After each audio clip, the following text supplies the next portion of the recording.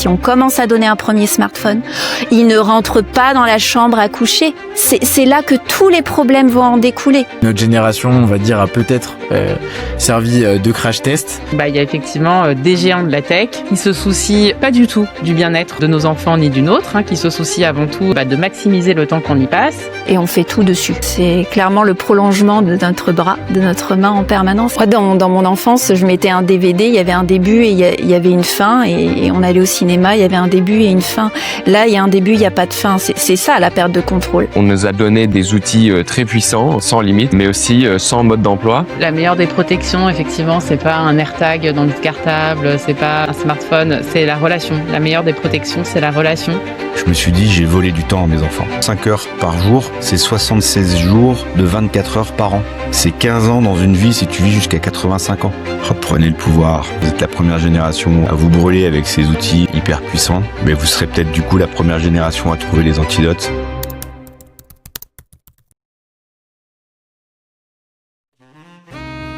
Le numérique, c'est génial. Mais dis-moi, Lucas, comment on fait pour bien s'en servir ? Eh bien, pour le savoir, on a créé Scrolletu. On est donc Valentin et Lucas, fondateurs de Season et DigiDetox. On est 2 anciens addicts aux réseaux sociaux. Et on a créé ce podcast pour vous aider à reprendre le contrôle de votre vie numérique. Alors bienvenue dans Scrolletu, le podcast où on parle d'attention, d'écran, d'éducation au numérique et de notre rapport au digital. Aujourd'hui, on a voulu faire un épisode un peu spécial en regroupant l'expertise de 3 personnes impliquées sur le sujet de l'éducation au numérique depuis plusieurs années, afin de comprendre comment, en fait, concrètement, on peut agir. En effet, merci Lucas. Donc on est 2 jeunes de 21 et 22 ans. Enfin chacun est jeune chacun est le jeune et puis le jeune d'un autre, voilà, mais donc on a décidé du coup, on a grandi avec les écrans, les réseaux sociaux et puis les notifications, enfin tout ce qui va avec. Et notre génération, on va dire, a peut-être servi de crash test. Donc on a découvert les différents usages avant d'avoir réellement les outils pour pouvoir trouver des solutions pour avoir un bon équilibre dans notre utilisation des écrans. Et aujourd'hui, du coup, avec Lucas, on se demande comment éviter que les plus jeunes vivent la même chose, mais en pire. Et donc cet épisode, il a pas pour but de diaboliser les écrans. On veut vraiment faire un épisode pour aider chacun à reprendre la main sur tout ça. Donc on est ravis de vous accueillir tous les 3. On va commencer par un petit tour de table, peut-être pour faire une petite introduction. Du coup, Amélia, toi tu as été membre du comité d'experts jeunes publics au sein de l'Arcom, également chroniqueuse France Info, et puis tu as fondé du coup Coloris en 2018. Donc entreprise de l'économie sociale et solidaire, qui initie du coup tous les enfants, donc dès l'âge de 3 ans jusqu'à 10 ans au numérique, puis du coup sur les sujets de parentalité et petite enfance. Et dernièrement, tu as publié du coup ton premier livre intitulé Les écrans, ça s'apprend, publié aux éditions Vue Hébert. Rassemblant du coup tes nombreuses années d'expérience sur le sujet, mais aussi celles d'enseignants et d'experts. Un livre du coup pour aider les parents à mieux gérer le sujet des écrans, au sein duquel du coup on va aussi retrouver des témoignages de jeunes de 5 à 17 ans qui nous font part du coup de leur expérience avec les écrans, ce que j'ai d'ailleurs beaucoup apprécié. Amélia, est-ce que peut-être pour commencer, qu'est-ce que toi tu as vu chez les jeunes et parfois chez les très jeunes enfants qui t'a fait dire ok, là il faut commencer l'éducation au sujet tôt, avant même l'adolescence?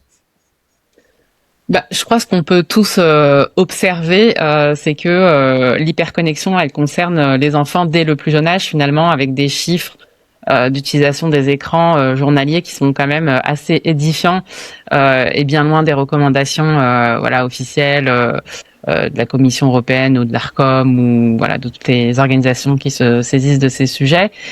Et notre envie avec Coloris, qui d'ailleurs, je le précise, fait partie dorénavant d'Internet sans crainte, au sein duquel nous travaillons avec Valentin. Donc Coloris avait et a toujours cette ambition de pouvoir donner des outils à ces jeunes enfants aussi très connectés comme nous, pour pouvoir avoir développer leur esprit critique, pouvoir en tant qu'individu reprendre la main sur ces sujets, même si évidemment les jeunes enfants sont avant tout accompagnés et guidés par leurs parents, par l'école, etc. Mais on avait cette volonté de pouvoir aussi leur donner à eux des outils, des éléments de compréhension de ce qu'ils sont en train de vivre à travers ces usages, qui peuvent être très différents. Et je crois que dès le plus jeune âge, ils sont en capacité de comprendre que tous les usages ne se valent pas, que certains usages sont préférables que d'autres. Ils sont aussi en capacité de comprendre pourquoi certains usages les captent autant et pourquoi ils ont tant de mal parfois à se déconnecter. Et donc voilà, c'est cette observation à la fois du fait que les jeunes enfants sont aussi concernés et aussi du fait qu'ils sont en capacité de développer leur propre maîtrise. C'est de tout ça qu'est né Coloris. Et par curiosité, du coup, au départ, c'était uniquement... Enfin, comment est-ce que tu t'es dit... Enfin, tu le dis dans ton livre, c'est plutôt axé sur les 3 à 10 ans. Est-ce que au départ, tu t'es dit, je veux aller cibler les enfants, et puis après, la tranche d'âge s'est dessinée? Comment est-ce que tu as ciblé cette tranche d'âge-là? Non, clairement, dès le début, c'était les tout petits, avec cette idée que avant 6 ans, l'individu passe par une période très fondatrice en fait de ce qui va être. C'était intéressant d'intervenir à ce moment-là, déjà parce que encore une fois, eux aussi sont entourés d'écrans et ils nous voient nous-mêmes adultes consommer beaucoup de numérique. Et puis aussi pour intervenir à un âge où on crée une sorte de réflexe qui peut nous suivre toute la vie. Et donc leur permettre par le jeu, on est dans une démarche qui est très ludique, où ils sont avant tout là pour s'amuser, mais leur permettre d'acquérir ces fondamentaux dès le plus jeune âge, de manière à ce que ça les suive toute la vie, même si encore une fois, après 6 ans et à tout âge, il peut se passer des choses, heureusement. Mais on trouvait ça super de pouvoir aborder ces sujets dès le plus jeune âge, et on l'observe encore tous les jours et toutes les semaines dans nos ateliers, à quel point ça fait mouche, quoi. Merci beaucoup, Amélia. Alors aujourd'hui, on a aussi l'honneur de recevoir Isabelle Frenet. Isabelle, tu es sophrologue depuis plus de 15 ans. Tu accompagnes des adultes, des enfants sur le stress, le sommeil, l'usage des écrans. Tu as aussi développé la méthode EDClic, si je ne me trompe pas, pour aider les familles à mieux doser leur rapport au numérique. Et tu formes aussi des pédiatres à Sorbonne Université. Tu es également auteur de 3 livres, dont un que tu as coécrit avec Bernard Antoine, qui est intitulé Le petit livre pour doser les écrans en famille. Donc, tu as une expérience terrain très riche. Et justement, de cette expérience, est-ce que tu pourrais nous dire quel est aujourd'hui le déséquilibre le plus marquant que tu observes dans les familles face aux écrans? Oui, en effet, c'est ce qui est assez visible. En fait, c'est déjà la difficulté en fait à maîtriser l'outil, qui est un piège aussi bien que un outil formidable. Et du lever au coucher, eh bien, si on fait pas attention à ces usages, en effet, ça peut vite au sein de la famille devenir complètement problématique, notamment en premier lieu, moi ce que j'ai observé, c'est sur la santé physique, mentale bien sûr, mais on va dire que la grosse sphère qui pose problème aujourd'hui, ça va être le soir, le coucher, le sommeil. Moi, c'est pour ça, en tant que sophrologue, il y a une dizaine d'années, j'ai commencé à m'intéresser au sujet. C'est que j'avais des gens de plus en plus stressés, des familles qu'une charge mentale très importante, un rythme très accéléré, beaucoup de troubles anxieux, beaucoup de stress chronique. Et en fait, je me suis dit, il faut interroger en fait les usages du smartphone notamment, et de voir un peu comment ça se passe, parce que tout le monde ne l'utilise pas de la même manière, notamment ce smartphone. Et il y a des inégalités par rapport à cette forme de dépendance. Tout le monde va pas être accro, si je puis dire, de la même manière. Et donc le premier public qui était assez attentif par rapport à changer les comportements, c'était les parents. Dans un second temps les professeurs, les établissements scolaires. Donc en fait, avec un addictologue, on s'est dit, on va écrire un bouquin qui va permettre un peu de faire comme une feuille de route, un guide pour aider les familles dans un premier temps sur respecter les besoins vitaux que sont les repas, le sommeil, etc. Et donc finalement, comment créer une alternance, une hygiène de vie entre connexion et déconnexion, parce que ce qu'on voit aujourd'hui, le plus dur, c'est que ça remplit tout l'espace, et c'est de comment faire une pause, comment occuper le temps autrement, comment habiter le temps autrement, comment ralentir. Et donc c'est plutôt dans un premier temps une prise de conscience, on fait un petit audit de comment ça se passe. Et pour répondre à votre question, ce qui pose clairement dans le quotidien souvent le plus de soucis, ça va être toute la sphère de la soirée, notamment chez les tout petits. Ça commence, on peut aider un enfant à s'endormir avec un écran. Donc ça va poser évidemment un souci. Donc c'est faire beaucoup de sensibilisation, d'éducation, comment on calme, comment on aide à endormir, comment on peut avoir des activités qui calment le jeu le soir pour nous aussi, pour notre système nerveux, etc. Donc il y a plein de conseils évidemment à donner, mais voilà, c'est la sphère un peu de ces soirées qui s'étalent où on remplit de plus en plus par une forme d'hyperactivité. Évidemment, les enfants sont concernés. Je rappelle qu'en 50 ans, on a perdu 1h30 de sommeil par nuit, ce qui est énorme. Donc tous les spécialistes du sommeil, enfin on peut plus se passer, si vous voulez, de parler de santé publique sans parler des écrans aujourd'hui. Donc c'est ça qui a changé. C'est vraiment signifié. Après on peut parler aussi de tout ce qui est de la sphère de la santé mentale avec les troubles anxieux, les utilisations néfastes que peuvent avoir les réseaux sociaux, même si tous les usages, comme disait Amélia, ne se ressemblent pas. Donc voilà ce qui alerte aujourd'hui sur le terrain et sur le quotidien. Il y a une vraie méconnaissance déjà des dangers d'une surexposition aux écrans en fait le soir, et c'est pour ça en fait que souvent certains parents vont des fois donner les écrans très tôt aussi à leurs enfants le soir, parce que voilà, ils peuvent être fatigués aussi de leur journée de travail, etc. Et aussi je le vois moi, une méconnaissance aussi des bienfaits du sommeil.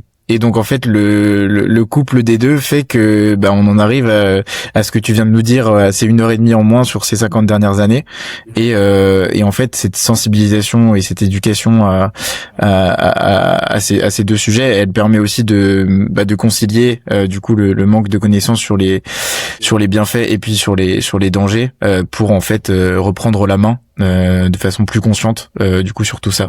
Merci beaucoup. Et donc du coup Jean, ravi de vous recevoir également avec nous.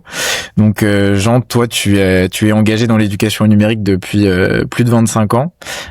Donc tu te définis comme facilitateur, anthropologue du numérique, conférencier, et puis également auteur d'un livre intitulé Transmettre et éduquer à l'heure de ChatGPT, 12 défis pour les parents et les éducateurs. Tu es donc concepteur et animateur du Smartphone Show, atelier d'ailleurs très intéressant sans écran auquel j'ai eu la chance de participer, et impliqué depuis plusieurs années dans l'éducation numérique. Tu as particulièrement l'envie de faire évoluer positivement la relation parent-ado. Pourquoi est-ce que cette relation parent-ado elle est importante pour toi, et comment est-ce que tu y arrives dans tes ateliers à réconcilier cette relation? Ouais, alors peut-être le point de départ, c'est vrai, pourquoi les ados, on a parlé un peu de l'enfance, et je pense que c'est super important parce que ça commence très tôt. L'adolescence, c'est un moment particulier ou assez paradoxal, où on est encore très relié, très attaché à ses parents. En même temps, c'est là qu'on commence à se détacher, à s'autonomiser, à se construire.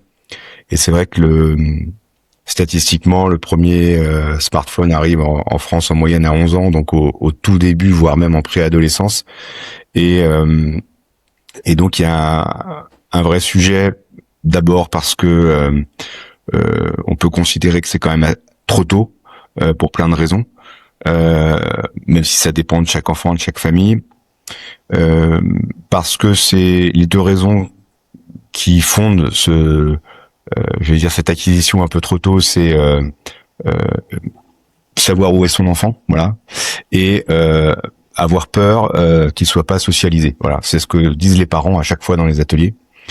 Et moi, je trouve que c'est deux raisons qui tiennent pas vraiment, parce que il y a presque beaucoup plus de danger à avoir un ado de 11 ans peu formé avec un téléphone, avec tous les dangers qu'il peut y avoir, que de se faire attaquer à l'abribus en allant au collège. Et même si on était connecté à lui, qu'est-ce que ça changerait? Et puis sur la socialisation, j'entends cet argument, mais voilà, moi j'ai 4 enfants, dont 3 ados, et ça a été aussi un révélateur, parce que comme tu disais, moi je me suis intéressé à ces sujets depuis très longtemps, et en fait comme parent, je me suis rendu compte qu'il y avait un déficit de dialogue. Et en fait, c'est un peu là-dessus que j'ai vu qu'il y avait un peu un trou dans la raquette. Il y avait des conférences pour les parents, des conférences pour les enfants, des ateliers pour les enfants, mais il y avait peu d'endroits où en fait on réunissait les deux. Voilà. Et ça m'a beaucoup inspiré. Et je me suis dit, face à cette, ces outils hyper puissants qui augmentent nos capacités, c'est un peu la trame du Smartphone Show. Je me suis dit, je vais proposer un atelier d'anthropologie pour tous. En fait, moi, ce qui m'intéresse, c'est pas la technique, c'est l'anthropologie, c'est qu'est-ce que ça fait à l'être humain, notamment qu'est-ce que ça fait à la relation. Et je me suis dit, il faut réunir les deux, ce qui est pas évident, hein, de réunir parents-enfants pour parler de ça. Les ados ont pas du tout envie de venir. Après, ils sont contents quand ils ressortent, mais faut les traîner.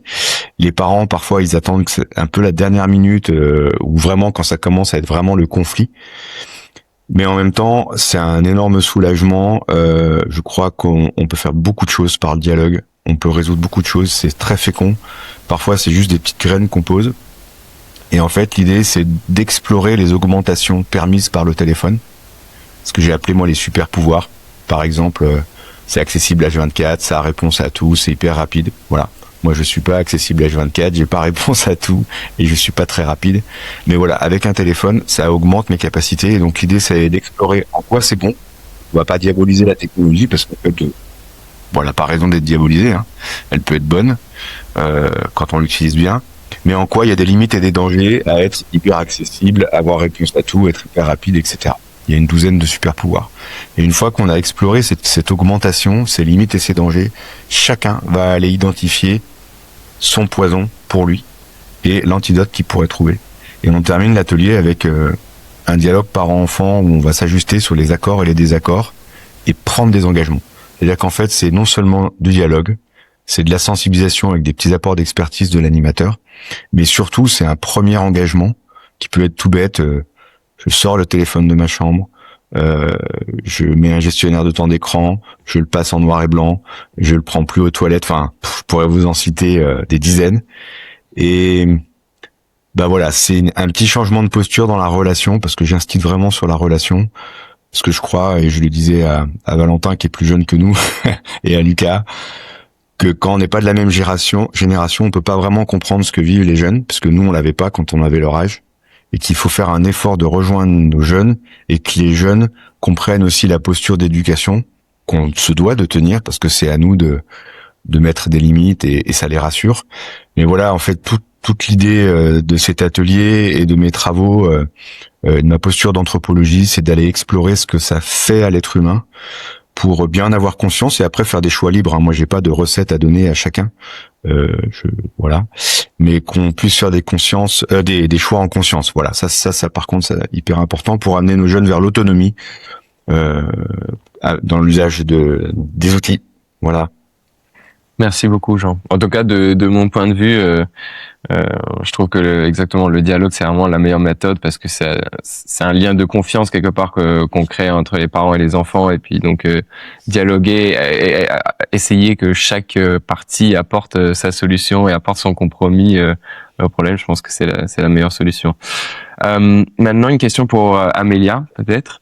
Alors, quand on parle des écrans aujourd'hui, en général, c'est un terme qui est assez vague parce que les écrans, ça peut vouloir dire beaucoup de choses. On peut penser, je sais pas, aux jeux vidéo, aux dessins animés, aux réseaux sociaux, TikTok, YouTube, Instagram, à l'intelligence artificielle aujourd'hui. Donc, ça peut vouloir dire beaucoup de choses. Amélia, toi, tu as conçu la boussole des écrans qui permet d'évaluer nos usages des écrans. Est-ce que, selon toi, il y a un problème avec les écrans qui est plus important que les autres? Que ce soit, par exemple, le temps d'écran, le numérique, ou le type de contenu qui est consulté, l'âge de la personne qui le consulte, l'absence d'accompagnement, ou est-ce que tu penses que c'est un peu un tout, un mélange de tout ça? Excellente question. Alors, effectivement, pour redire deux mots de la boussole, l'idée c'était de permettre aux parents d'avoir un support qui les accompagne dans la compréhension des usages de leurs enfants, pour sortir du sempiternel temps d'écran et voilà, de la posture très manichéenne avec ou sans écran.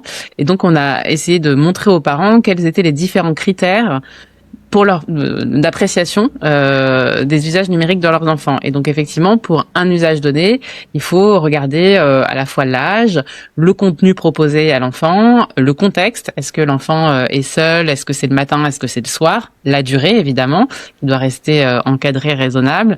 La fréquence aussi et le cumul. Est-ce que ça vient se cumuler cet usage à plein d'autres usages dans la journée?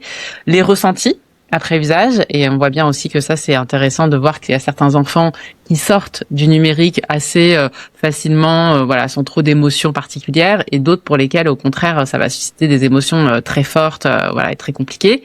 Et puis enfin, le parent doit se regarder aussi la diversité globale des activités de son enfant. Est-ce que le numérique fait partie des activités parmi plein d'autres, ou est-ce que voilà, il prend toute la place? Et à partir de tous ces critères, les parents vont pouvoir auto-diagnostiquer effectivement les usages de leurs enfants. Donc ça, cette boussole, elle est disponible en ligne sur le site internet Sans Crainte totalement gratuitement, hein. Il y a une boussole vierge qu'on peut remplir. Il y a plein d'exemples qui sont pré-remplis aussi. Et après, si on devait regarder effectivement les usages les plus problématiques, je pense qu'on peut tous les réunir voilà, sous le label économie de l'attention.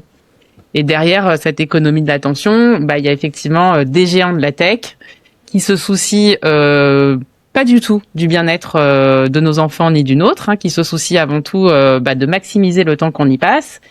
Et le temps voilà, de passer sur les écrans va être maximisé par des contenus qui provoquent de fortes émotions, et donc des contenus qui vont être faux, des contenus qui vont être violents, des contenus qui vont voilà, déclencher une viralité très forte, peu importe le bien-être de nos enfants. Et voilà, je crois que c'est véritablement ça, ce modèle auquel il faut collectivement, en tant que société, s'attaquer, parce que c'est ce modèle qui est extrêmement délétère, qui place le gain financier avant tout, au détriment, encore une fois, du bien-être et de la santé mentale de tous, hein, et a fortiori de nos enfants.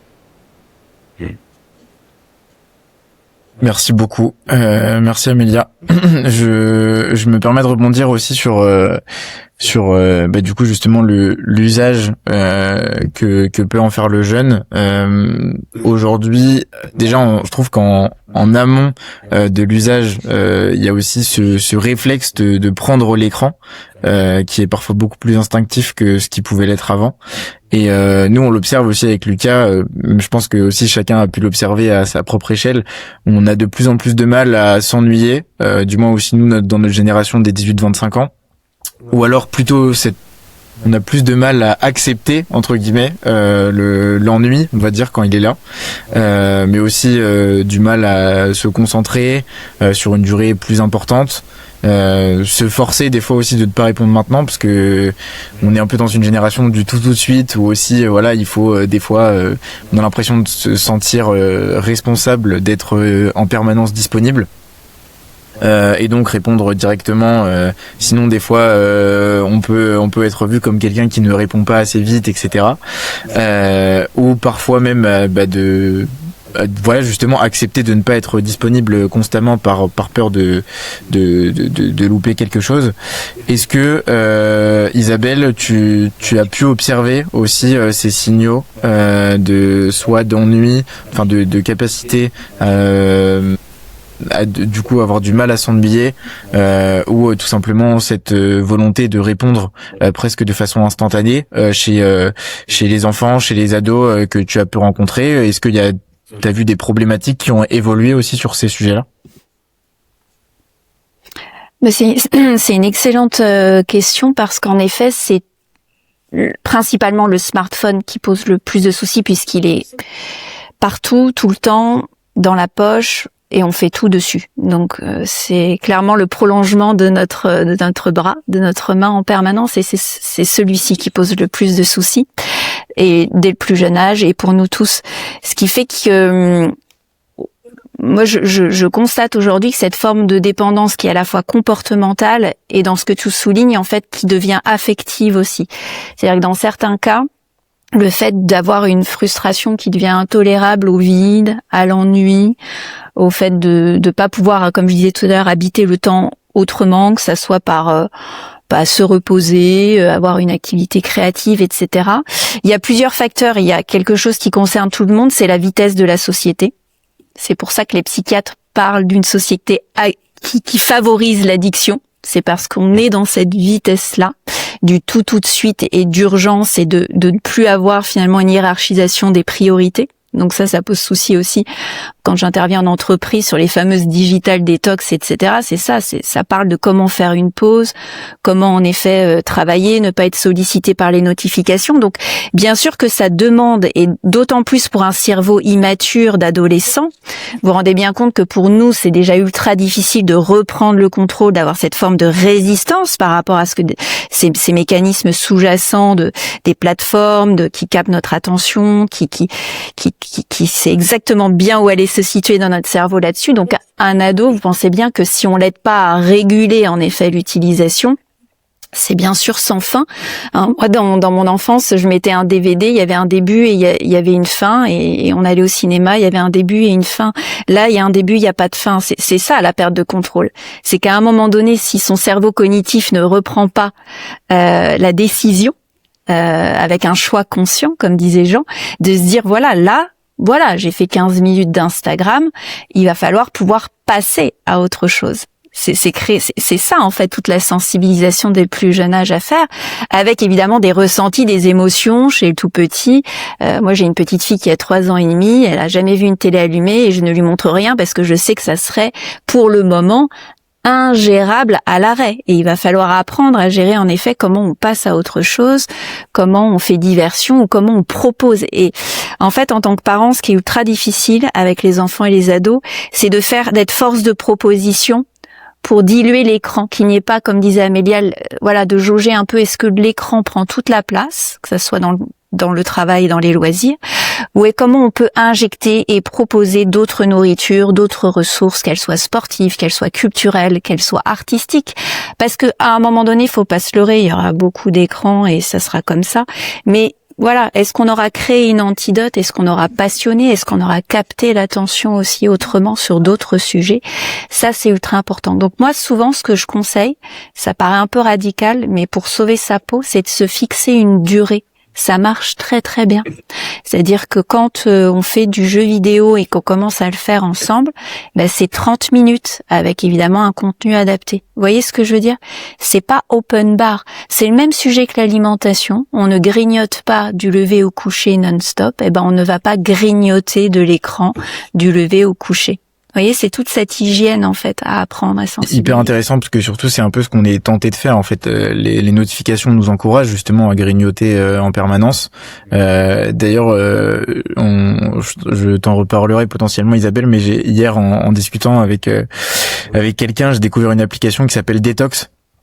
Que vous connaissez peut-être et qui permet en fait de fixer un temps d'écran limite sur tout le téléphone pendant la durée d'une journée, donc par exemple 35 minutes, et en fait au-delà, on sait qu'on ne peut pas accéder à notre téléphone, donc le fait d'avoir au début de sa journée cette jauge de 35 minutes, tout de suite, dès qu'on va utiliser notre téléphone, on sait un peu quels usages on doit faire dessus et combien de temps pour être sûr de pouvoir tout faire dans le temps qui nous est imparti. Ouais. Et je me permets d'ajouter que c'est très intéressant d'utiliser ces outils-là parce qu'on va pouvoir sonder son ressenti et son état émotionnel quand on est arrivé au bout du décompte. Alors il y a des personnes qui disent finalement c'est super, je me fais une forme de sevrage petit à petit, et d'autres qui vont remettre du compteur parce qu'en fait il peut y avoir une forme de stress, une forme de le fameux FOMO, fear of missing, on a peur de louper des choses, on n'est plus présent, et il y a ce truc non, finalement il peut y avoir de l'angoisse, et c'est comme ça qu'on teste aussi son degré de dépendance. Donc c'est un excellent outil. Et justement pour rester sur tout ce qui va être du coup limite de temps, interdiction, on a vu ces derniers temps des réponses collectives assez fortes. Donc dans ces 10 dernières années, on a eu tout ce qui est introduction des RGPD, donc le 25 mai 2018, puis du Digital Service Act le 19 octobre 2022. Et donc les solutions parfois plutôt, on va dire souvent même sont instaurées par manque de repères. Du coup, elles sont orientées sur l'interdiction. Pour ne citer du coup que quelques exemples, on a pu voir en Espagne puis en France des mouvements et des associations de parents anti-écran pour leurs enfants qui se sont développés. Et récemment, je lisais le journal ce week-end à Greystones en Irlande, il y a des parents d'école primaire qui se sont accordés sur un pacte volontaire pour retarder l'arrivée du smartphone jusqu'au secondaire. Bien sûr, l'Australie a mis en place aussi une restriction nationale. Donc les plateformes doivent empêcher les moins de 16 ans d'avoir un compte avec des sanctions possibles. Et la France, elle, du coup, a penché sur une interdiction des réseaux sociaux avant 15 ans. Est-ce que, Jean, pour toi, l'interdiction, ça peut être une première solution ou est-ce que ça vient briser un peu un lien de confiance primordial entre le parent et son enfant ? L'interdiction fait en soi, moi j'ai pas de problème avec l'interdiction. C'est un outil parmi d'autres. Et en fait, depuis tout à l'heure, en écoutant, je me rends compte qu'on est en train de faire l'éloge de l'éducation. Si je reprends l'étymologie, ex ducere, c'est conduire en dehors.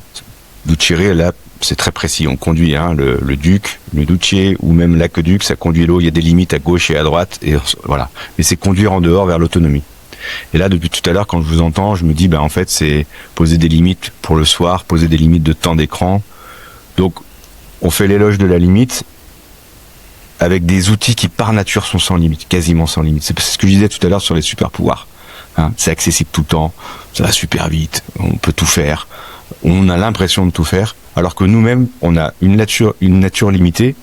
Et en fait, la base de l'éducation, c'est la limite.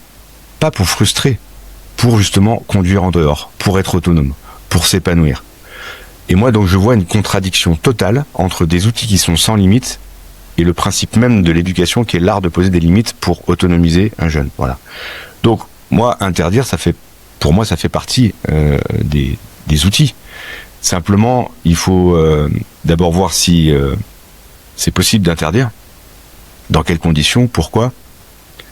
Parce que le risque d'une interdiction qui serait mal comprise, mal ajustée ou mal ficelée, c'est le contournement.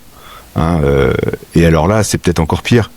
C'est pour ça que moi, je trouve que l'interdiction est intéressante, notamment quand elle est collective, parce que, pour prendre une comparaison, on a interdit de conduire une voiture avant 18 ans ou 17 ans, parce que dans la technologie, il y a des seuils, qu'on appelle des seuils critiques, qu'on passe. Donc, pendant très longtemps, il n'y avait pas de problème avec les voitures, puis à partir d'un seuil technologique, il y a des accidents, des bouchons, etc. Donc après, on a mis des ceintures, des permis de conduire et tout. Et là, c'est pareil. Moi, au début de l'Internet, il n'y avait pas vraiment de problème. Et puis petit à petit, avec les technologies persuasives, l'économie de l'attention, maintenant, on en parlait tout à l'heure, l'économie de l'attachement qui va arriver. Enfin, il y a des trucs qui sont quand même assez délétères. Donc du coup, il faut mettre des limites. Donc qu'il y ait des interdictions, je trouve que c'est intéressant. Et quand elles sont collectives, elles sont mieux vécues. Parce que c'est pour tout le monde, voilà, c'est pour tout le monde, c'est interdit de conduire avant 18 ans, donc il n'y a pas d'injustice de l'un à l'autre, et on passe un permis. Et du coup, moi je fais la métaphore et je me dis quelle conduite accompagnée on fait du smartphone, quelles limites on pose, mais qui sont pas pour frustrer ou pour interdire en tant que tel, mais pour faire grandir et passer du parent protecteur au parent éducateur. Et ça, c'est pas évident parce que moi je vois les parents quand ils arrivent, ils sont sur le frein, ils ont peur, il y a des conflits. Et ça peut être légitime. Mais voilà, comment on passe aux parents éducateurs, comment on propose des limites qui ont du sens, des limites qui seront appliquées. Et c'est là que le dialogue est important, parce que dans le dialogue parent-enfant, il y a aussi le parent qui s'engage. Parce que moi, je crois que comme éducateur, on peut pas dire à son enfant, tu vois, je vais te mettre un temps d'écran, parce que c'est pas bien pour le sommeil de scroller toute la nuit, puis moi je vais faire pareil. Et quand, à la fin de l'atelier, le parent s'engage et met aussi un temps d'écran, moi j'ai fait ça, et déjà c'est plus crédible. Et donc je crois qu'il y a aussi une notion d'exemplarité. Après les limites qui vont être posées par les États et tout, j'attends de voir, parce que pour l'instant c'est pas encore effectif, ça pose plein de problèmes de droit, technique. Et j'aurais juste peur que si ça marche pas bien, que ça soit contourné, que ça soit pire que tout, parce que après, ça serait finalement pour les parents de dire c'est bon, c'est interdit, je m'en occupe plus, et qu'il y ait un désengagement de la relation du parent, alors que justement, moi, je prône que ça soit le contraire. Merci beaucoup, Jean. Et puis, je pense que ce qui est aussi intéressant avec l'interdiction, c'est que quand elle vient du parent directement, ça peut être mal perçu par les enfants, alors que si c'est une autorité un peu plus collective qui impose l'interdiction, peut-être que c'est mieux, je sais pas. Mais en tout cas, c'est un sujet nuancé, certainement, l'interdiction. Alors, maintenant, j'aimerais que on passe à un peu une question rituel, parce que nous, comme jeunes adultes avec Valentin, on a parfois l'impression que on nous a donné des outils très puissants, sans limite, comme tu disais, Jean, mais aussi sans mode d'emploi. Donc, si vous, collectivement, vous deviez écrire ce mode d'emploi pour la génération qui arrive, quelles seraient les 3 règles fondamentales que vous mettriez dedans? Et donc, on va vous poser à chacun une question à mettre dans ce mode d'emploi. Donc, peut-être, Amélia, pour commencer, si tu avais une règle à mettre dans le mode d'emploi, qu'est-ce que tu mettrais?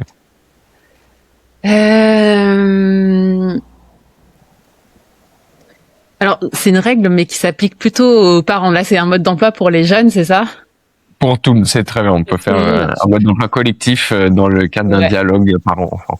Alors, pour les parents, ce que j'aime bien rappeler, c'est que la meilleure des protections, effectivement, c'est pas un AirTag dans le cartable, c'est pas un smartphone, c'est la relation. La meilleure des protections, c'est la relation.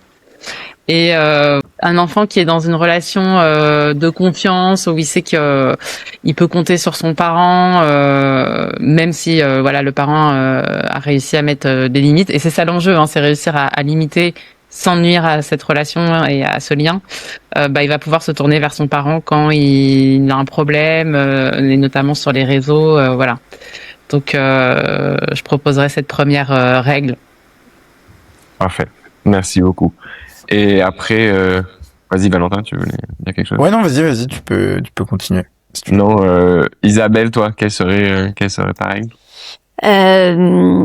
Alors, comme on disait tout à l'heure, 11 ans, l'acquisition du premier smartphone. Peut-être moi je dirais dès l'âge de 7-8 ans, commencer à envisager de bien franchir la zone de turbulence, de réfléchir, de discuter de ce sujet déjà. De pourquoi tu veux un téléphone, qu'est-ce que tu en fais, est-ce que c'est pour comme le copain ou est-ce que en fait que dès le début il n'y ait pas d'étanchéité entre le monde des parents et le monde des enfants sur cette question, parce que ce qu'on voit très rapidement à partir de là, c'est qu'il y a 2 clans qui s'opposent, et c'est foutu. Donc bien sûr la relation. Mais si on arrive à passer à peu près ce passage, en effet, en dialogue, en confiance, mais ça veut dire quoi? Moi, ce que je constate sur le terrain, c'est que les parents ne vont pas sur les écrans avec les enfants. Pourquoi? Ça demande du temps. Ils savent pas tout. Comme a dit Jean, on n'est pas de la même génération, et c'est un vrai job. D'où aussi les intervenants extérieurs, la sensibilisation extérieure. Mais ok, tu veux Instagram, pourquoi tu veux Instagram? Il y a un compte particulier que tu veux suivre? Il y a quelqu'un? C'est un artiste? C'est un footballeur? C'est le copain qui t'a parlé de tes trucs? Qu'est-ce qui les intéresse? Nos ados sont pas débiles, nos enfants sont pas débiles, parfois ils veulent y faire des choses intéressantes. C'est là qu'on peut créer aussi le sillon d'une passion. Est-ce que c'est la cuisine? Aller voir des tutos? Est-ce que t'aimes la déco? J'en sais rien. Est-ce que l'outil va être un support créatif? Va être un support d'information, va être quelque chose d'intéressant? Ça, si on n'y va pas avec eux, si on pose pas des questions, on le saura pas. Et le risque, c'est que ça soit du scrolling débile de TikTok qui va défoncer en fait leur capacité attentionnelle. Et et de ces fameuses règles, pas de téléphone. Moi donc, bien franchir la zone du temps, on va sur les écrans avec eux. Qu'est-ce qui t'intéresse? Regarde-moi ce qui m'intéresse. On joue aux jeux vidéo ensemble. Temps hors écran, mais temps sur écran partagé en famille. Mode d'emploi. Deuxième truc, la règle commune, la puissance de l'exemplarité, encore une fois. Moi, la règle qui fonctionne chez les familles, c'est quand tout le monde, après le repas, met son smartphone dans une boîte, dans le salon. C'est à 20h30, c'est à 21h, c'est à 22h, peu importe en fonction de son style de vie, à quelle heure on se couche. Extinction des feux numériques. Allez, les médecins parlent de 2 heures, on va dire 1 heure, ça va un petit peu détendre l'atmosphère avant de se coucher. Et dans cette éducation, dans cette zone de turbulence, si on commence à donner un premier smartphone, il ne rentre pas dans la chambre à coucher. C'est là que tous les problèmes vont en découler. les messageries WhatsApp, le harcèlement, la pornographie tard le soir, le manque de sommeil. Vous avez plus du tout de visu sur ce qu'ils y font. Terminé. C'est le fléau ultime. Super. Et bah du coup, Jean, à toi, je te laisse enchaîner. Peut-être si t'as une règle. Bah évidemment, moi je me suis déjà pas mal exprimé sur la relation, donc la relation évidemment. Je crois que j'insisterai sur l'exemplarité et l'engagement des parents. C'est-à-dire que c'est à eux de faire le premier pas. C'est pas l'enfant qui va aller demander des règles. Hein. C'est pas l'enfant qui va dire tiens maman, je vais t'expliquer quels influenceurs je suis. C'est à nous de faire le premier pas. Donc d'abord essayer d'être exemplaire, d'aller vers eux. Et puis Isabelle en parlait tout à l'heure. Je crois que le numérique remplit un vide quelque part. Il va remplir tous les interstices comme l'eau. Et à un moment donné, ça va être de nourrir l'enfant avec autre chose. Non pas en disant tout le temps le numérique c'est nul parce que ça marche pas. J'allais dire il y a aussi un réflexe un peu pavlovien d'opposition. Donc si on dit que le numérique est nul et que voilà, d'abord on n'est pas crédible parce que nous-mêmes on l'utilise, puis en plus voilà, on va pas rejoindre les jeunes dans leurs aspirations. Donc vraiment aller vers l'autre, s'intéresser à ce qu'ils font, poser des règles, donner l'exemple et puis nourrir avec autre chose. Et je pense qu'en fait finalement c'est un super aiguillon pour les parents dans l'éducation, de se remettre en cause, d'investir à fond ce temps-là. Et je vais vous dire, moi, j'ai pris conscience de ça quand moi-même, je me rendais compte que je passais trop de temps dans les écrans. J'ai fait une sorte de détox pendant 3 mois où, en fait, j'utilisais que le mail. Et j'ai gagné un temps fou, j'ai retrouvé du sommeil. Et je me suis fait cette réflexion qui a été un peu fondatrice pour lancer le Smartphone Show. Je me suis dit, j'ai volé du temps à mes enfants. Et en fait, ce temps, j'aurais pu le passer à jouer avec eux, à leur expliquer ce que c'est les écrans, enfin, un temps incroyable. Je veux dire, on parle des fois de 3 à 4, 5 heures par jour. Moi, souvent, j'ai une petite réglette temporelle, je montre aux enfants 5 heures par jour, c'est 76 jours de 24 heures par an. C'est 15 ans dans une vie si tu vis jusqu'à 85 ans. Alors, je sais que dans les 15 ans, il y aura des trucs intéressants. Mais que de temps gaspillé pour faire quoi en fait? Et donc voilà, c'est aussi des choses comme ça qu'il faut faire prendre conscience aux parents parce que c'est leur rôle. L'éducation, ça dure pas longtemps, les enfants ils passent vite et c'est un rôle très beau. Et après, on a des jeunes qui nous remercient. Et moi, quand je vois Valentin, Lucas, vous êtes encore très jeunes, de voir que voilà, vous jouez ce rôle-là, ça me donne beaucoup d'espoir. De voir que après l'adolescence, qui est un peu le moment de turbulence, où il faut poser les bases, où il y aura des conflits, où il faut se parler, avec la maturité, avec peut-être aussi même le cerveau qui se finit, hein, le préfrontal, c'est pas fini avant 22-23 ans. Il y a aussi des mécanismes biologiques hein, qui opèrent. Et là, je pense qu'on y arrivera. Tout à fait. Et c'est vrai que le fait de mettre ça en année, ça aide aussi à la prise de conscience. Ça me fait rire parce que je vais pas souvent sur un réseau social qui s'appelle Snapchat. Et la dernière fois, j'y vais et on avait un groupe de potes. Enfin bref, et je discute. Et quelqu'un dit quoi, Valentin est connecté. C'est exceptionnel, voilà.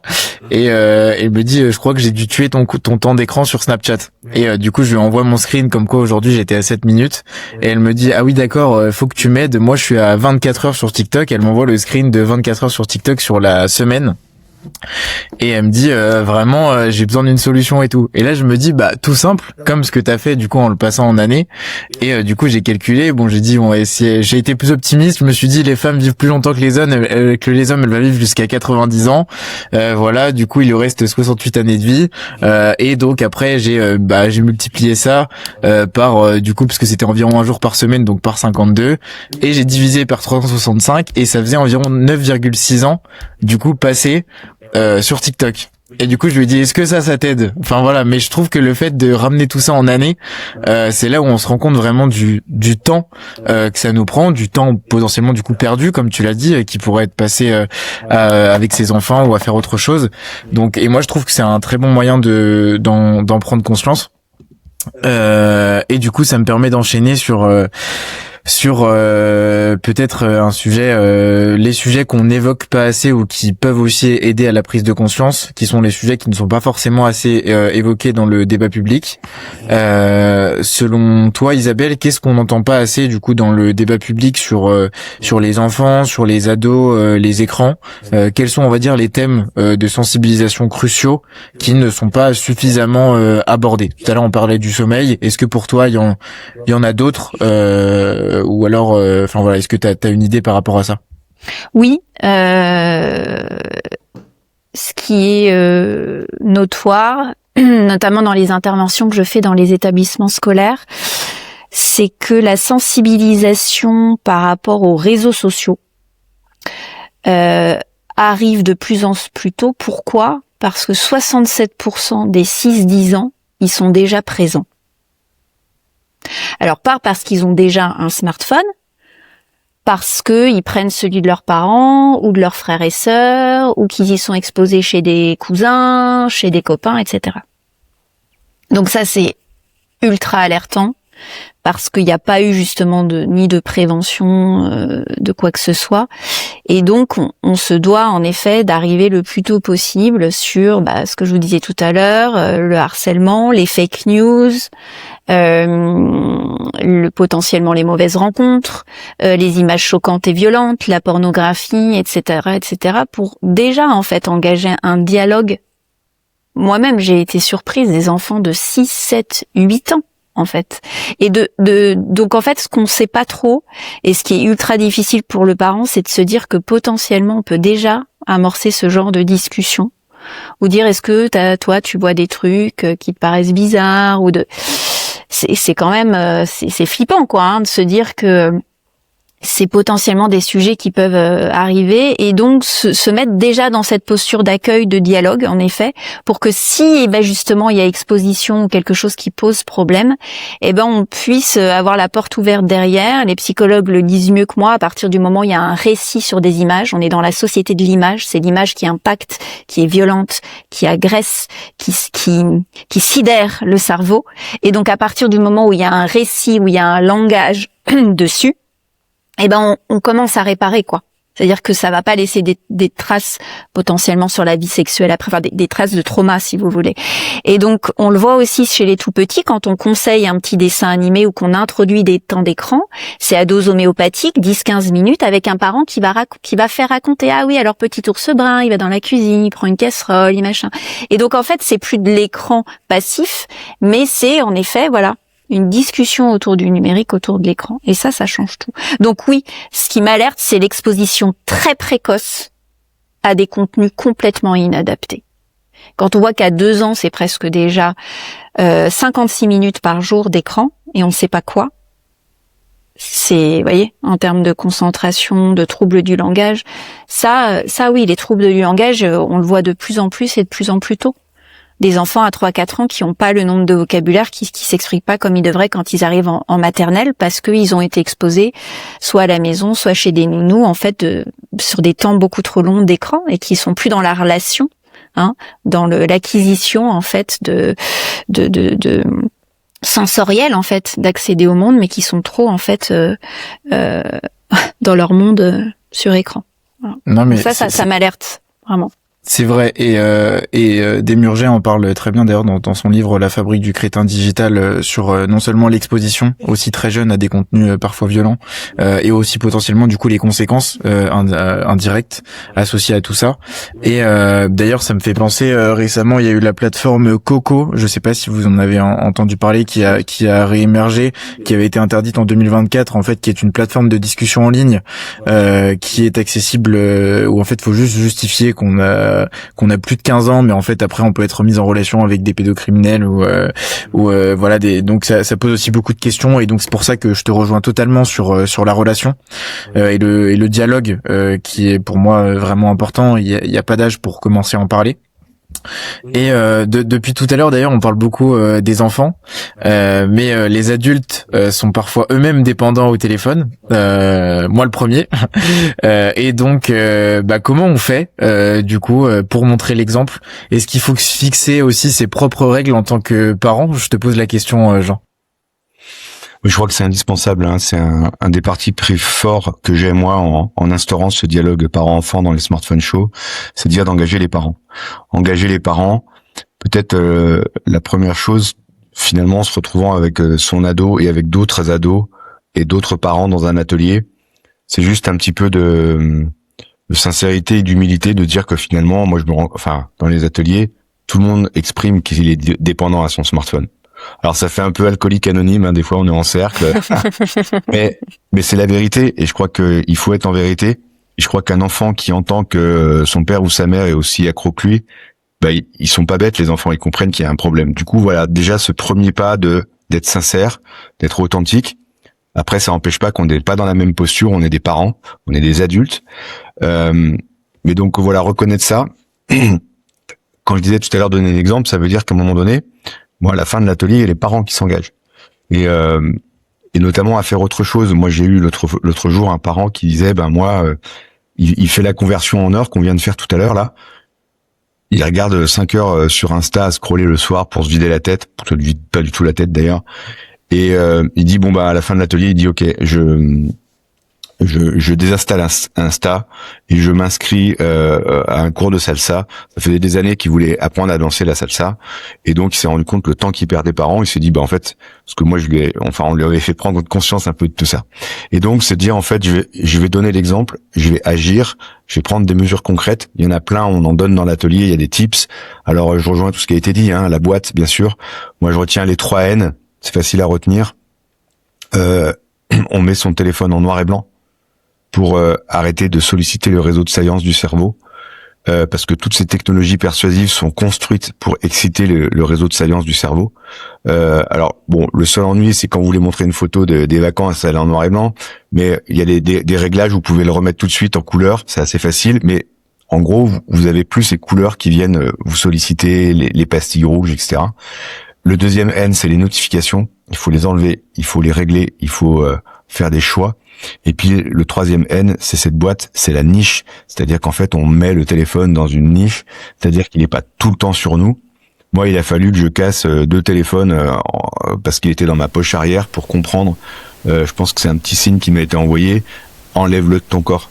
Voilà, mets-le loin de toi. Et donc il y a l'éloignement. Des choses très simples. Hein. Parfois aussi, c'est l'entraide. Se dire à la fin de l'atelier, on se demande mutuellement de l'aide. Par exemple, quand je l'emmène aux toilettes et que tu me vois, dis-le moi. Tu dis non, papa, tu l'emmènes pas aux toilettes. Voilà. Mais en fait, de s'en parler pour se donner des règles concrètes. Et il y a plein de tips. Voilà, éloignement, notification, noir et blanc. Il y a également évidemment des règles simples, les 4 pas, les 5 pas dans la chambre, pas au repas, pas en présence de l'autre, pas au téléphone. Et c'est des toutes petites règles et vous allez voir que si vous les mettez en place, le temps d'écran il va chuter. Et tout d'un coup, c'est comme un fumeur qui arrête la cigarette, on va retrouver petit à petit un meilleur sommeil, on va retrouver une meilleure présence dans la relation avec l'autre, on va se remettre à penser un peu mieux. Parce qu'on en a pas parlé, mais dans ces smartphones, qu'est-ce qu'il y a ? Il y a de l'IA, de plus en plus, et il y a de plus en plus de jeunes qui parlent à des IA, avec une substitution relationnelle, avec demain une économie de l'attachement, et le réflexe de plus réfléchir par soi-même. Hannah Arendt parlait de l'érosion du 2 en 1, du dialogue intérieur qu'on a avec nous, d'aller tout le temps chercher à l'extérieur, tout le temps avec des machines. Et voilà, c'est ça ce que j'appelle de l'anthropologie, aller voir ce que ça fait, vraiment s'engager. Et c'est aux adultes de le faire, parce que encore une fois, nos enfants nous regardent. Et moi, je suis très optimiste et j'avais envie de rajouter sur ce qu'a dit Isabelle. Je rejoins tout ce qu'elle a dit sur ce qu'on ne dit pas. Et je pense qu'il y aurait même encore une couche plus longue sur tous des chiffres et des impacts qu'on ne connaît pas. Mais une fois qu'on a dit ça, la peur, souvent, ça tétanise. Et j'ai remarqué que les gens, même quand vous leur mettiez toute la couche des peurs et des paniques qu'il peut y avoir, et elles sont réelles, hein. Je suis pas en train de les minimiser, hein, parce que j'ai suivi plein de conférences, j'ai entendu les capitaines de gendarmerie spécialisés dans la pédocriminalité qui m'ont parlé de ça. Je peux vous dire qu'il y a d'énormes dangers. Simplement, en fait, ça tétanise et souvent les gens, même quand ils sont au courant, ils passent pas à l'action. Et moi, je trouve qu'il y a un angle mort, c'est de dire que c'est possible, en fait. C'est par exemple votre exemple à vous, Valentin, Lucas, d'autres jeunes qui sont en train de me contacter. des jeunes qui disent en fait c'est possible de vivre avec moins de smartphones. Je dis pas sans smartphone parce que ceux qui passent au 33-10 du jour au lendemain, un mois après ils reprennent. Je pense que c'est pas très intelligent et ça a pas beaucoup de sens de vouloir abandonner la technologie et les bonnes choses qu'il y a dedans. En revanche, dire que par un effort d'éducation, par toute une méthodologie, enfin plein de trucs qui existent, par des prises de conscience, peut-être après s'être brûlé les doigts aussi, ça fait partie de la vie. Eh ben, on peut y arriver et on peut avoir un usage équilibré. On peut retrouver le goût de faire plein de choses, retrouver le goût de la relation. Et ben peut-être par l'exemple positif, ça serait de motiver les gens, leur dire en fait c'est possible de sortir. C'est pas une fatalité en 2026 de passer tous 6 heures devant nos écrans. Voilà, je rajouterais ça parce que les peurs et les dangers, il faut en avoir conscience, mais j'ai l'impression que ça fait pas bouger les gens. En tout cas, avoir un résultat positif, et je me dis, je pense spécialement à vous parce que c'est cette question de génération. Peut-être ça peut inspirer les autres jeunes en se disant, mais ouais, moi ça me fait envie. Un jeune qui me dit qu'en fait finalement les 5 heures qu'il gaspillait, lui il fait du sport, il arrive à faire des défis. Je me souviens, c'était Inox Tag quand il est arrivé en haut de l'Everest. Je sais pas si vous avez vu son film. Il a dit aux jeunes, lâchez vos téléphones, allez gravir votre Everest, quoi. Moi, j'ai vraiment beaucoup aimé ce qu'il a dit. Alors qu'il est jeune et youtubeur. Ça peut paraître bête, mais moi c'était mon déclic. Ouais. Moi c'est un peu ce qui m'a fait aussi m'engager. En vrai, c'est tout bête. Je me suis dit, bah oui, voilà. Enfin ça m'a un peu, ça a un peu été aussi une révélation de ce côté-là. Trop bien. Merci pour tout ça. Et peut-être avant de passer aux questions rituelles, on voulait revenir sur un dernier sujet. Qui était les écrans en famille. C'est vrai que donc Amélia nous a aussi parlé de la relation entre les tout petits et puis les parents, mais il y a aussi les grands-parents qui peuvent jouer aussi un rôle dans tout ça, parce que des fois c'est mais pourquoi j'ai pas le droit alors que j'ai le droit à YouTube et à la tablette 3 heures chez papy mamie. Donc comment est-ce que Isabelle on pourrait intégrer l'éducation au numérique des enfants dans une sphère familiale plus importante sans créer de conflits au sein de la famille? C'est très très compliqué. Pour D'où le ma voir question. quasiment tous les jours, c'est très très compliqué. Et on peut ajouter au sujet les familles recomposées, parce que là vous avez un bazar intégral sur des règles différentes, sur papa qui autorise tout le week-end et maman et qui est la méchante la semaine, sur des enfants qui n'ont pas la même éducation. Parce que c'est vrai qu'on parle de la sphère familiale, mais finalement c'est ce qu'on peut maîtriser encore finalement, la petite sphère familiale, quand on fait, voilà, on donne un cadre, on essaie avec nos enfants. Juste pour clôturer, enfin rebondir sur ce qui a été dit, ça ferait beaucoup de bien à notre société aussi d'aborder ce sujet d'un point de vue un peu joyeux et possible. Je suis tout à fait d'accord, parce que c'est vrai que c'est soit c'est du conflit, soit c'est hyper anxiogène. Et d'ailleurs, c'est vrai que moi, je passe très rapidement maintenant sur les chiffres, les effets. On sait que c'est pas bien, que c'est pas bon pour la santé, etc. Donc, qu'est-ce qu'on fait, quoi? Qu'est-ce qu'on fait concrètement? Voilà, et on avance, parce que on n'est plus il y a 10 ans. Maintenant, on a pris un peu le mur. Tout le monde est d'accord un peu sur le constat. Donc, et c'est vrai que d'en faire un sujet un peu plus joyeux dans la manière d'aborder les choses. Moi, je vais t'emmener là-dessus. Moi, j'aime bien faire ça. Regarde, on va aller faire ça. Et toi, qu'est-ce que t'as envie de faire ce week-end?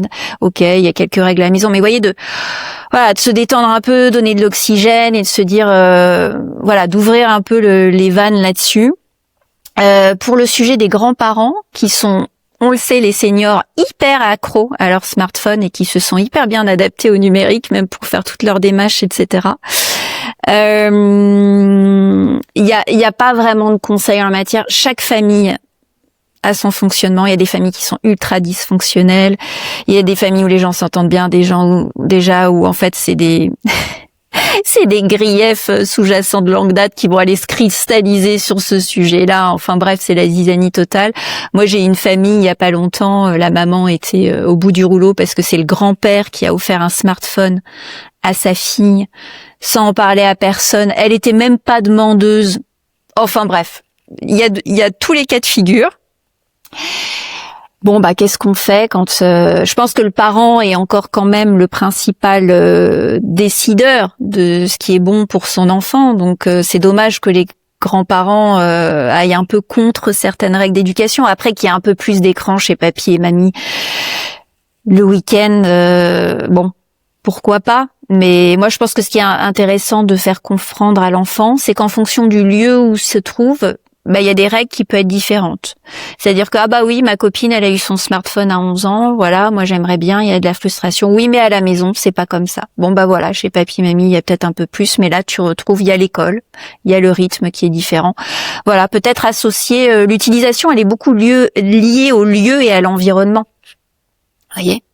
C'est l'enfant, il est déjà conditionné chez papy et mamie, c'est qu'il va manger des frites et qu'il va rester 3 heures devant les dessins animés. Je dis pas que c'est partout comme ça, mais c'est un conditionnement, c'est un peu comme ça. Donc voilà, après on peut toujours demander à sa mère ou à son père ou à son beau-père de dire écoute, là je l'ai récupéré, émotionnellement c'est compliqué, est-ce qu'on peut pas faire autrement? Encore une fois, le dialogue, etc. Si on est en mesure de... Nous, dans notre méthode e-déclic qu'on a développée avec Bernard Antoine, on parle de CNV en fait. Le C de déclic à la fin, c'est instaurer un écosystème, un mode de communication sain dans l'écosystème familial. C'est-à-dire que comment on va aborder le sujet, c'est que chacun puisse dire ce qu'il ressent. C'est de la communication non violente. Moi, quand j'ai récupéré mon enfant, j'ai eu une crise de colère où il n'a pas pu faire ses devoirs, où il s'est couché à 22h30.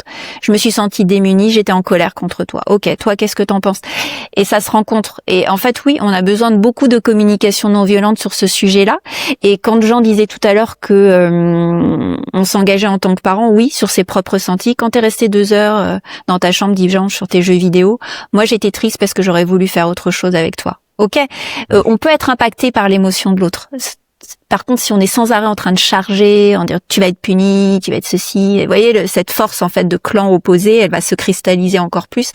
Alors que si vous êtes un peu dans cette vulnérabilité, cette authenticité, moi franchement, voilà, je suis triste, je comprends que tu aies envie de parler à tes copains ou ceci cela, mais moi j'aurais aimé qu'on aille faire ci ou ça. Qu'est-ce que t'en penses? Et toi, qu'est-ce que t'aimerais faire dimanche prochain? Vous voyez le système d'interroger l'autre, de lui dire tiens pourquoi toi ça c'est pareil, si un gamin s'intéresse plus du tout à aller voir des expos le week-end, pourquoi vous allez continuer à le forcer à aller voir des expos le week-end? Vous voyez, ça n'a pas de sens. Toi, qu'est-ce que alors si il n'y a pas d'écran dimanche après-midi, qu'est-ce que tu as envie de faire?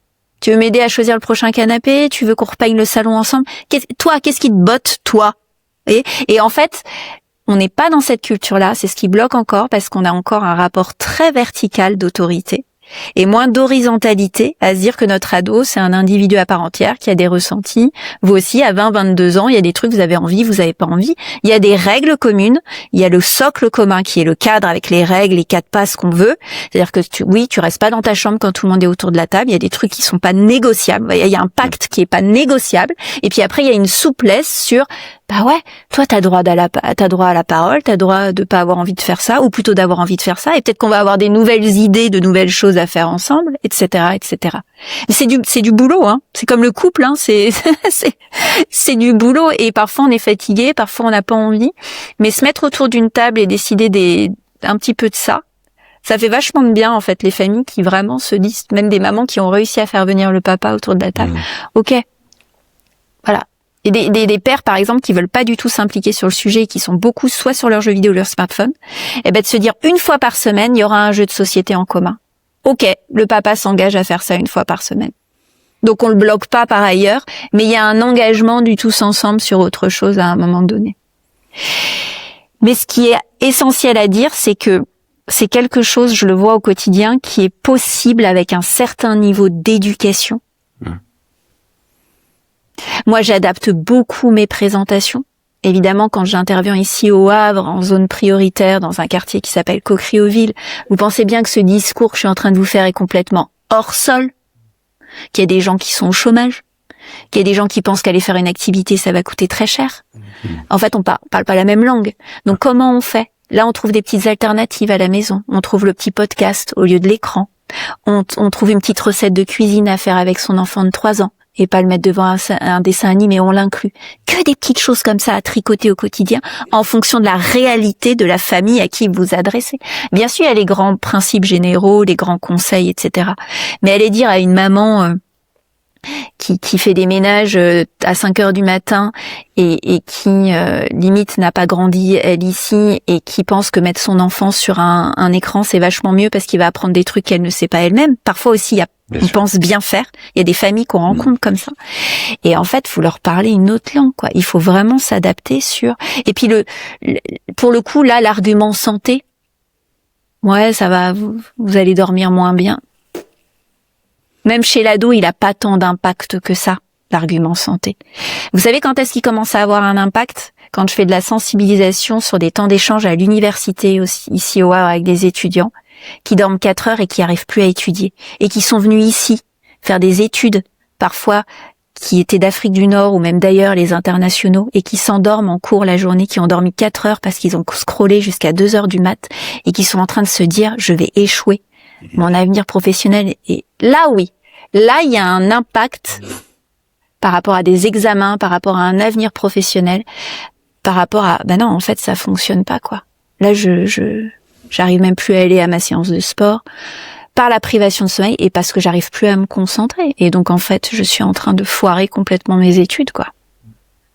Ça, c'est l'être humain, tant qu'on n'y a pas été confronté, de toute façon, on se dit qu'on a forcément raison. Pourquoi changer? Chacun a un moteur dans le désir de changement. Il y a des gens, vous allez dire, les écrans, tout va très bien, je suis vachement sur écran le soir, je dors très bien. Ok, en fait, c'est encore une fois, qu'est-ce qui ne me convient plus aujourd'hui?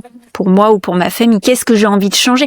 S'il n'y a pas de désir de changement, tous vos discours, ils vont tomber à la flotte, quoi. Enfin, vous voyez, ça n'aura pas de sens.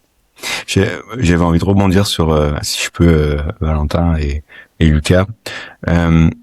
Tu parlais d'émotions, moi je parle aussi souvent dans les ateliers, on s'intéresse aux besoins qu'il y a derrière les usages. Parce qu'en fait, à chaque fois, il faut pas oublier qu'il y a des besoins. Je prends un exemple, on fait exprimer sur sur l'identification des temps d'écran, par exemple, qu'il y a beaucoup de jeux vidéo. On dit, mais en fait, c'est quoi ton besoin? Là, tu as un enfant qui va dire, moi j'ai envie de me défouler.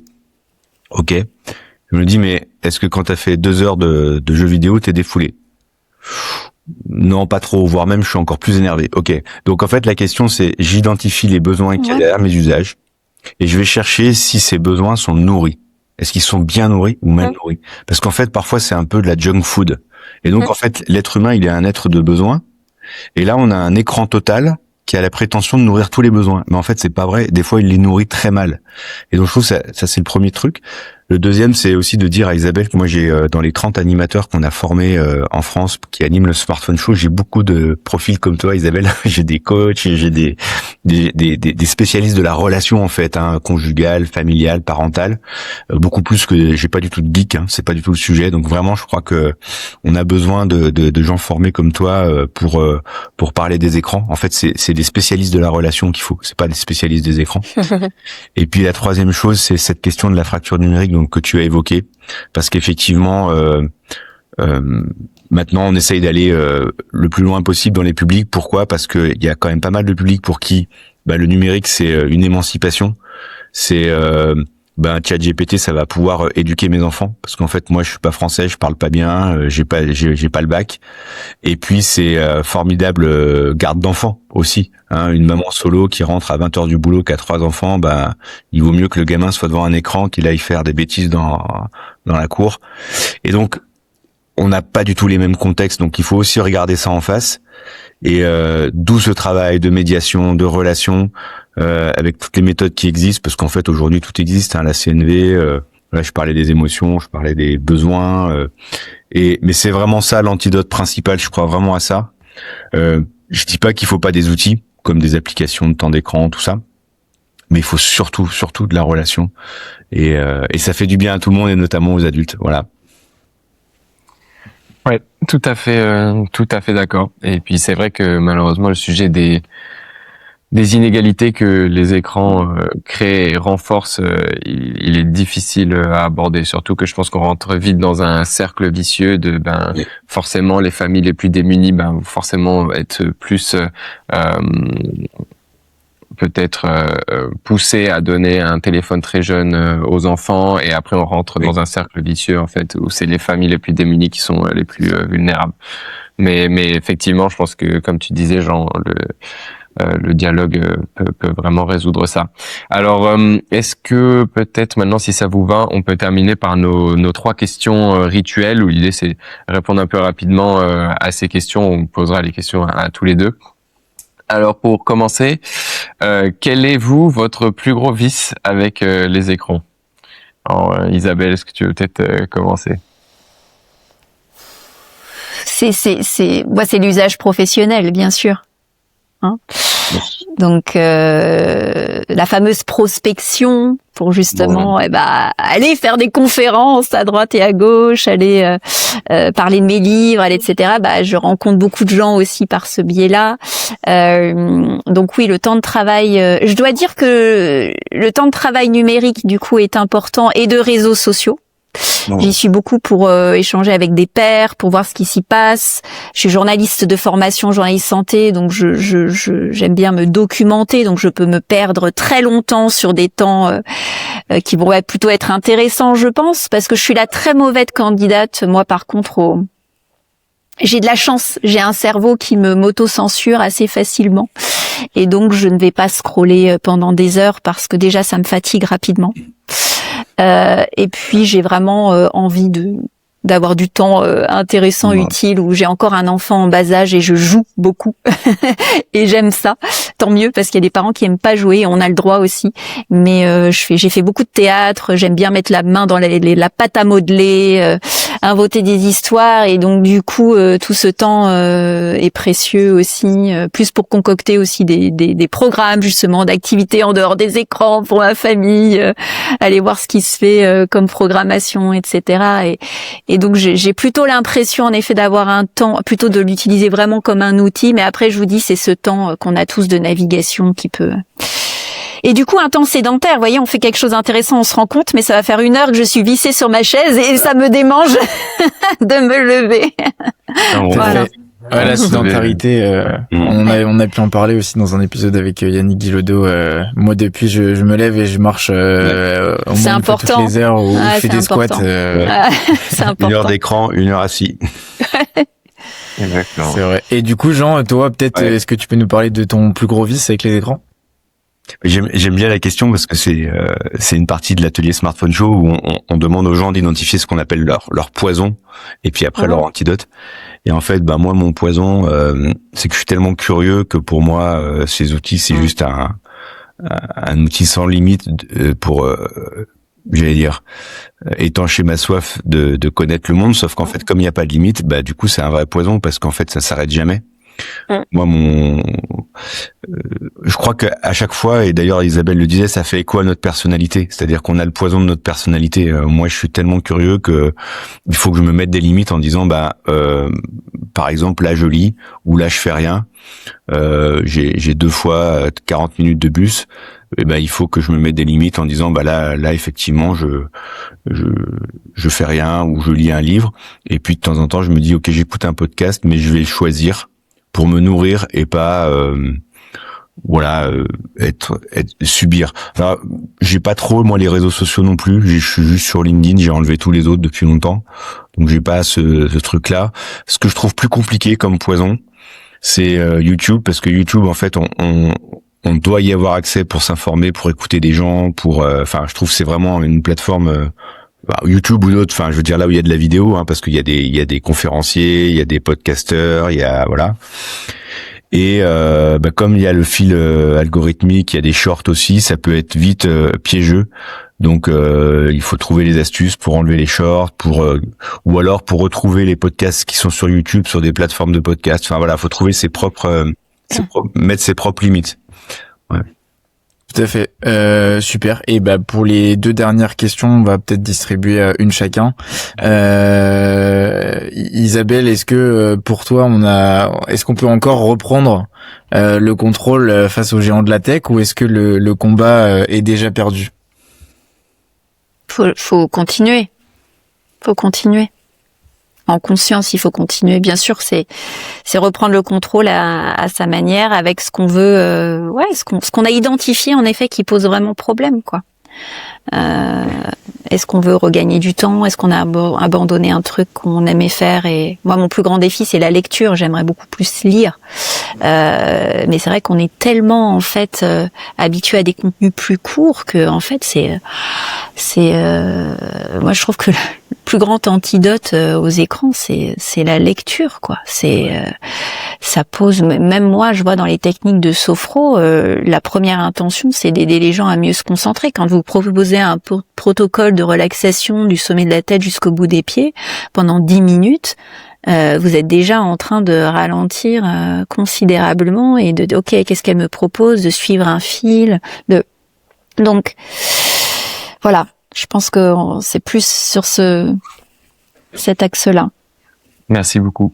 Et pour finir, Jean, si tu avais un message à faire passer à la génération suivante, ça serait quoi? Reprenez le pouvoir sur votre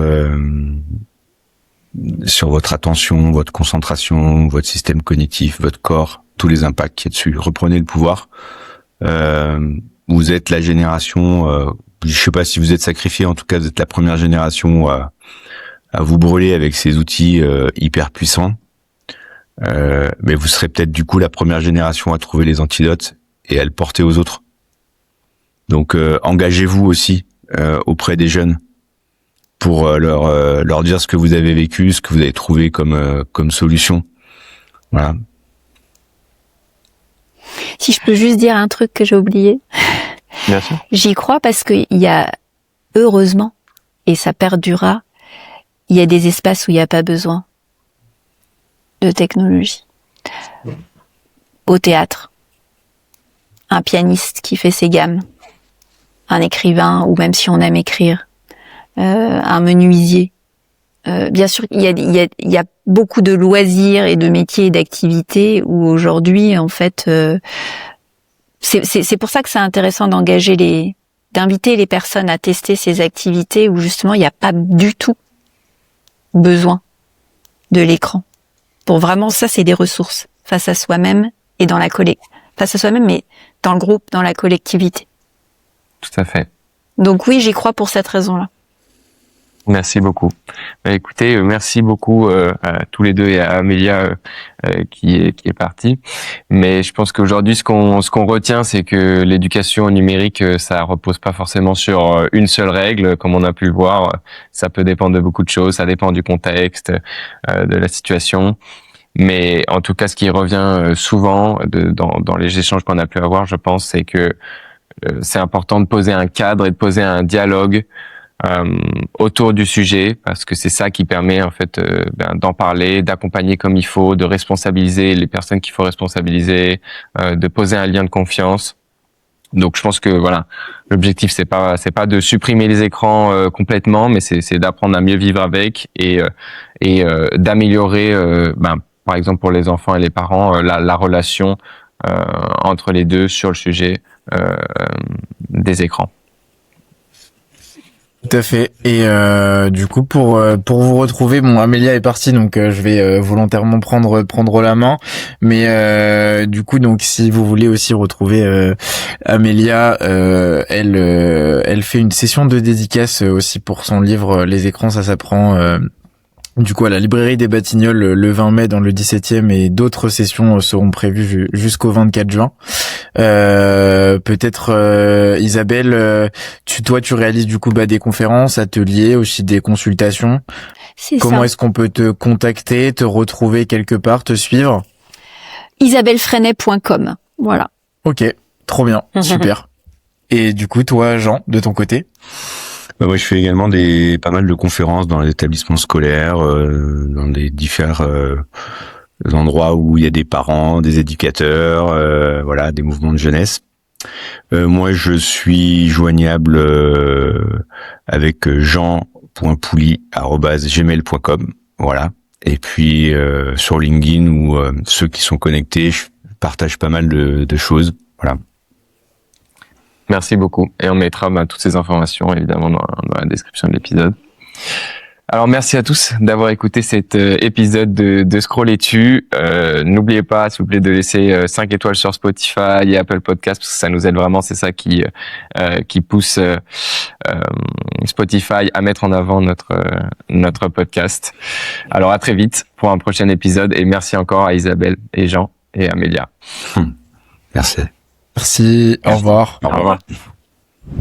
Bravo si vous avez écouté cet épisode jusqu'au bout. On espère sincèrement que cette discussion pourra vous aider.